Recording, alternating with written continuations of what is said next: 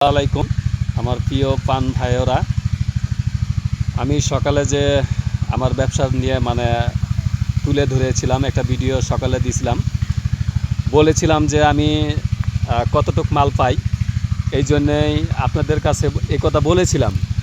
তো আমি এখন দেখানোর চেষ্টা করব যে আমি কতটুক মাল পেয়েছি আর কত টাকার আমি মাল কিনেছি। আসলে আমি মাল আজকে হয়তো বেশি পাই নাই, 1200 টাকার মাল কিনছি। 1200 টাকার মাল কিনে হয়তো 2 থেকে 300 টাকা আমার ব্যবসা হবে। বাট আমার রুট খরচা আছে 100 টাকা। আর এই যে ভ্যান গাড়িটা দেখতেছেন, এই ভ্যান গাড়িটার জমা দিতে হবে 150 টাকা। যদি আমি 3000 টাকা 4000 টাকা মাল কিনতে পারতাম, তাহলে কিন্তু ভালো টাকা একটা হয়তো 1200 টাকা আমার ইনকাম হতো।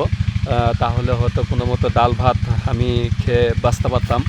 তবুও আলহামদুলিল্লাহ তবুও আমার রিজিকে যা আছে সেটাই আমি পাবো, কারণ রিজিকের বাইরে কিন্তু আমি পাবো না। তো আপনাদেরকে বলেছিলাম সকালে যে আপনারা আমাকে দোয়া করবেন, আমি যত ভালো মাল পাই এবং ব্যবসা বাণিজ্য আমার ভালো হয়। আমি কিন্তু সকালে সব কথা বলেছিলাম। তো তবু আলহামদুলিল্লাহ আপনারা দোয়া করছেন বিদায় হয়তো এই 1200 টাকার মাল আমি পাইছি। এই দেখেন, আমি দেখানোর চেষ্টা করব। দেখেন উপরে টিন পাইছি, আর আজকে বোতল নাই, যেটা বোতল দিয়ে আমাদের যেটা ব্যবসা ভালো হয় সেটাই আজকে হয়তো পাই নাই। যদি বোতল, প্লাস্টিক, তারপর তামা, পিতল এইসব যদি মাল পাইতাম তাহলে একটু আমার ব্যবসা ভালো হতো, ইনকামও ভালো হতো। দেখতেই পাচ্ছেন কোনো বোতল নাই, শুধু টিন আর টিন।